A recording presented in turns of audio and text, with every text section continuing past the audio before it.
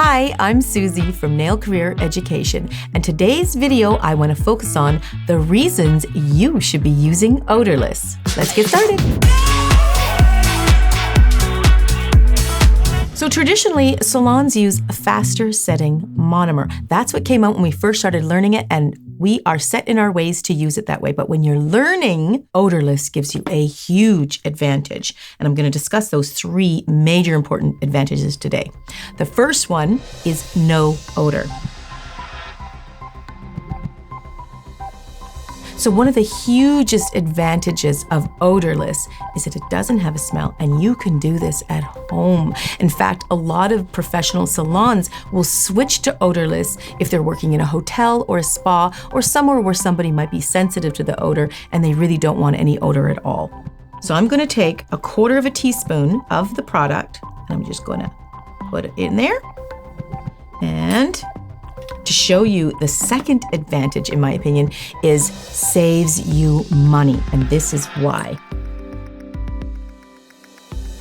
Got some odorless in there, and I've got traditional monomer, and I'm going to pour 1/4 teaspoon of that into these dishes. Now my crazy experiment is I'm going to show you how many beads you get out of each one.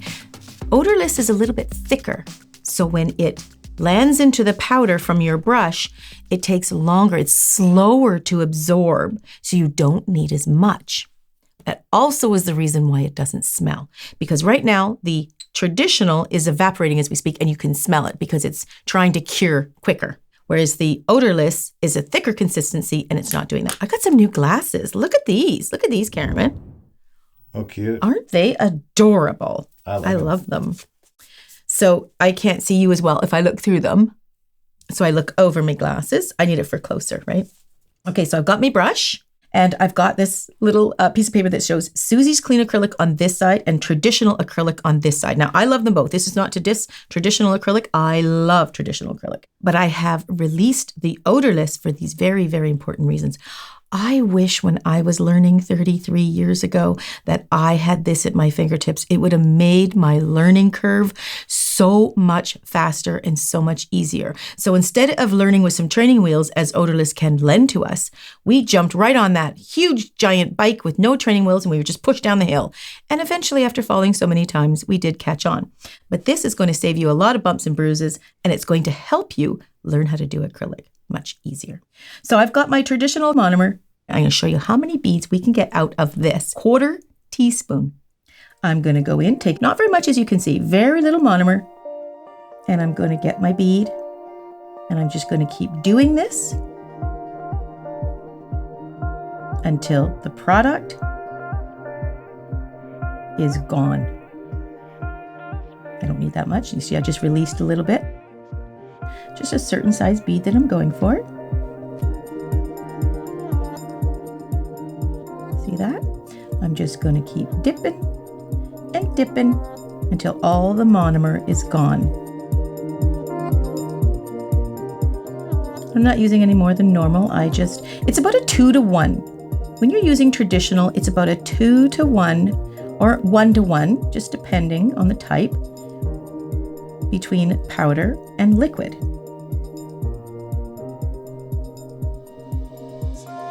Now I'm going to lap up the last little bits that's in there. And I think I can squeeze one more bead out of it. Yep. Okay. Now let's go into Suzie's clean acrylic and see how many beads we can get out of that. Okay, this color monomer is my Suzie color, so it's a little bit lighter, so it's a little harder to see, but you'll see when I put it on the piece of paper. So you want to get a good size bead.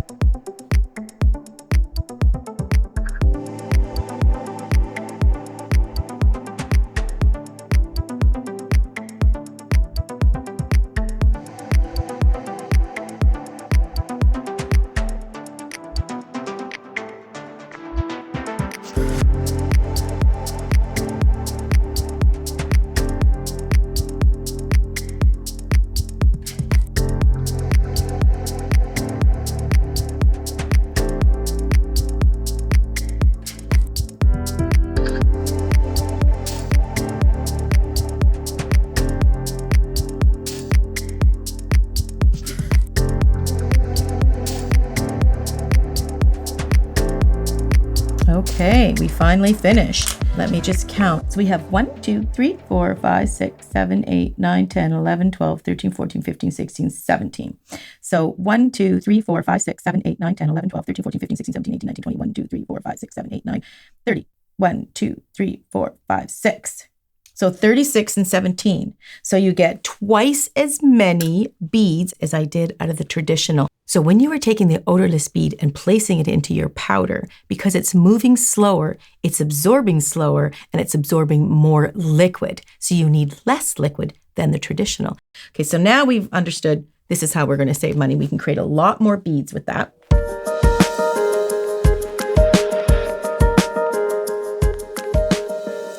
Traditional monomers set faster, which brings us to the third advantage to Suzie's clean acrylic. It sets slow. Why is that important? Because it gives you time to sculpt that nail, play with the bead, and shape it before it fully cures. Let me give you an example. First of all, I'm going to work with these little tips, but I'm going to show you how I made them. I just get a cuticle stick, and you get yourself a tip, and I'm going to stick them together. And this is how I put them together. Oh, I need a little powder.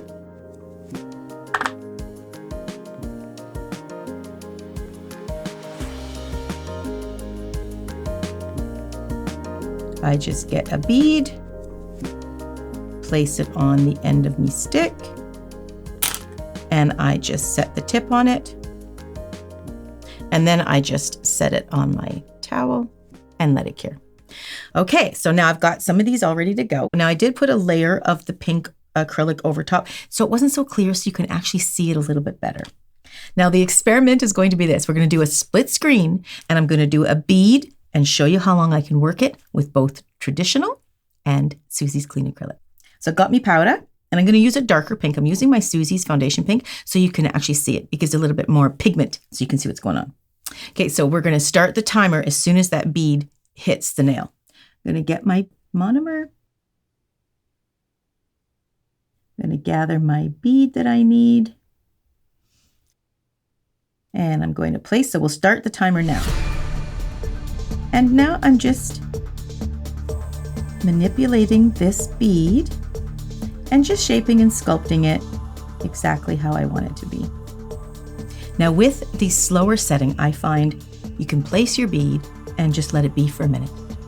Just let it completely finish absorbing, and you still have lots of time to play with it. So the traditional cure is starting to set up. I can feel it being a little bit more resistance, but I still got a bit of playtime here. You can still see I'm still able to maneuver it around and push it around a little.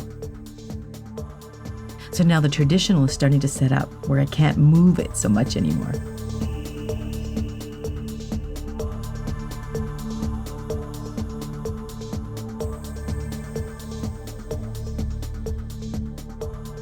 So at about 50 seconds, I'm not able to manipulate the traditional bead anymore. It's cured. However, with the slow cure, I'm still able to move the bead around where I want it to be. And this is really important when you're sculpting your nail.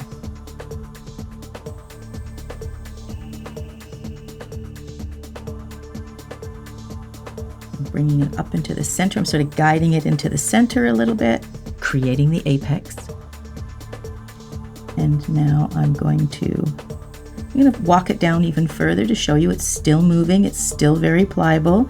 You can see the color as I fade it and sort of bring it down. See how I'm pulling it? Still moving. This technique is really effective for creating the ombre. Let's see if I can spread out the cuticle area a little bit. A tiny little bit.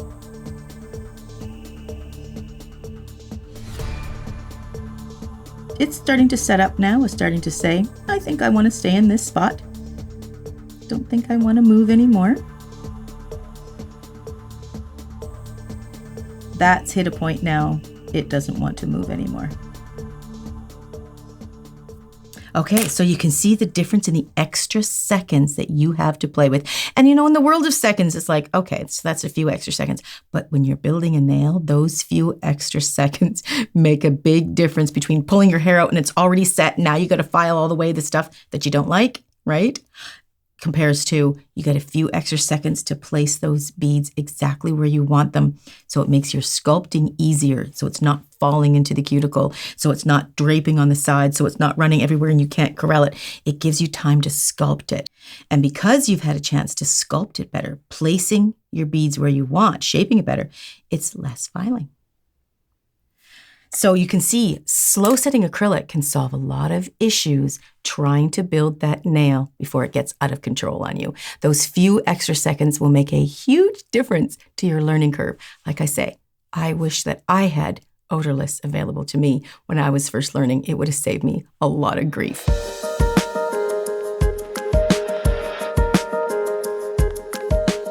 A reason why an experienced nail technician working with traditional monomers might not be used to the odorless is because odorless cures from the bottom up and it leaves a sticky layer on top. Not unlike hard gels or gel polish. They don't have odors either. So it cures from the bottom up. A lot of nail technicians, as you get used to the traditional, you don't have that. And they do not want to deal with that sticky layer. I was one of those people. I totally get that. But I'm an educator and I try to help people understand how to do nails the easiest way I can possibly explain it. So when a product comes along that helps them be able to create nails at a slower pace with no smell and saves them money and makes it easier for them to do, I'm all about it. And that's why I began my product line with odorless, so you can create nails easier. I do want to show you some pictures. I don't obviously have reveal shots, but I do have some photos I'd like to show you that I have created these beautiful nails with my odorless Suzie's Clean Acrylic. Take a look.